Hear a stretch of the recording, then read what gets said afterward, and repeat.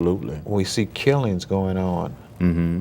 Mm-hmm. Our young generation, they carrying guns around. Yeah. One time we used to fight Yeah. hands to hand. And next day you be best of friends. Correct, correct. Yeah, that's how Friend, we almost friends for life. for life. I remember so and so, and we hang out the next day and all. And we can. But today they carry guns.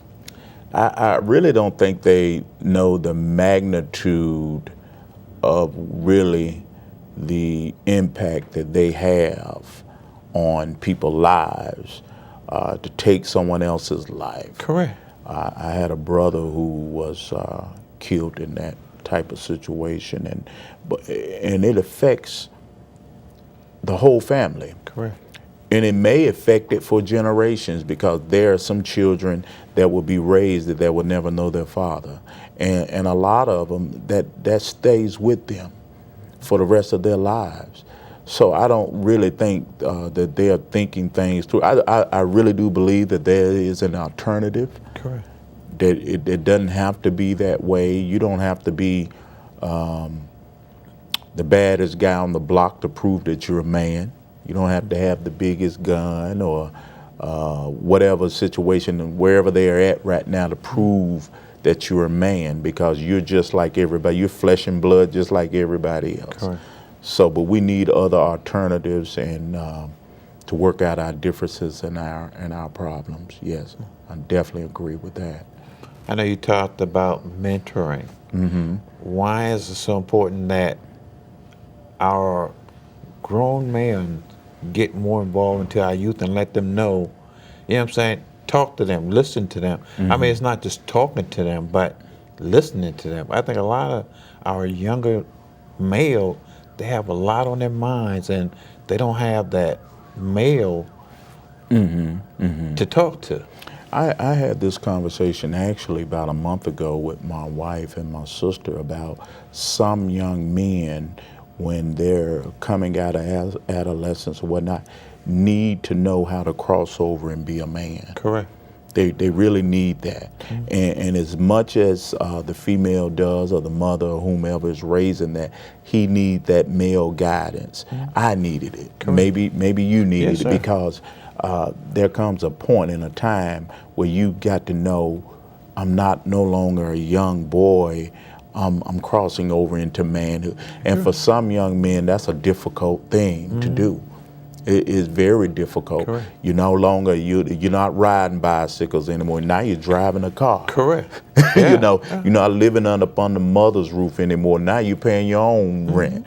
See, and a lot of that's where it's at. How to cross over, how to be stable, and how to go forth and being a young man. Even staying out of trouble, knowing Correct. what the law is, knowing where to go and where not to go, even who to hang with and who not to hang with, because everybody's not good for you. Everybody's just not. So, and they may be good people or whatnot, but do they have your best interests at heart? Yes. That's always the question. I ask my son, do that person have your best interests at heart? Correct. And if they don't, if they're looking out for themselves, then you have to think about that relationship. Correct. I think another thing is making a child, because I think some of our younger generation, they feel like, well, I'll just make that baby and then I can move on and the mother take care of the child. But that's not, I mean, if you got to be in that child's life, and that's a big responsibility right there, and I think a lot of them take that for granted.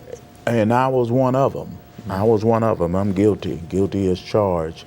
Young, wanted to be a man before I became a man. Correct. Wanted to do things that men should have been doing, a young guy shouldn't have been doing. So I fell into that situation also.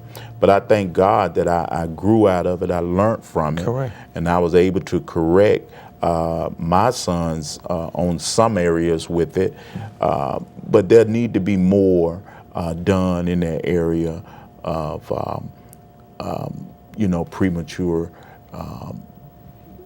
conceiving children. Correct. Especially in our community, because we don't want to just act like our next generation just coming along on their own, and that's what I would have to say. That, but it was through trial and error.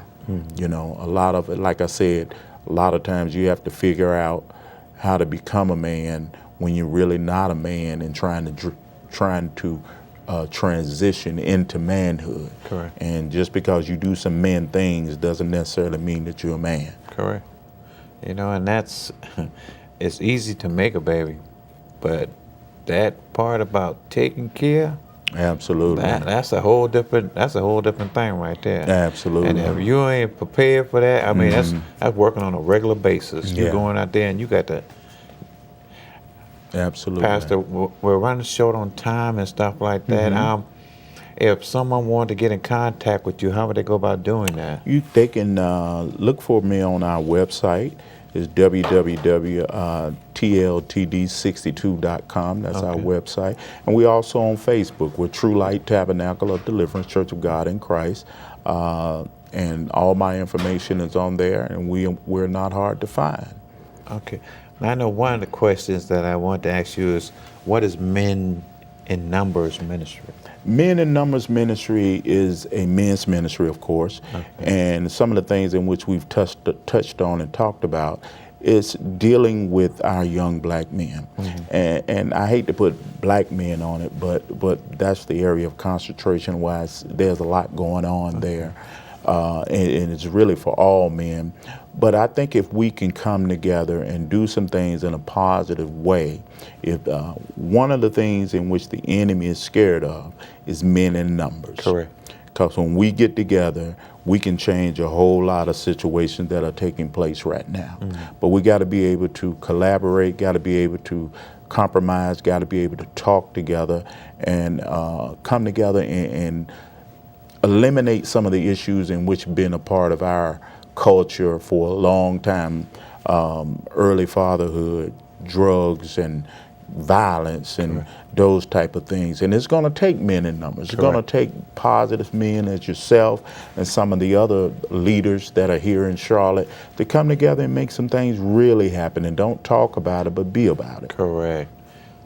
Pastor, thank you for coming on the show, and I look forward to you coming back and telling us some more about your ministry. Yes, sir. Ladies and gentlemen, Pastor Massey. Look forward to seeing him again. Thank you for watching the show. You be encouraged. Thank you.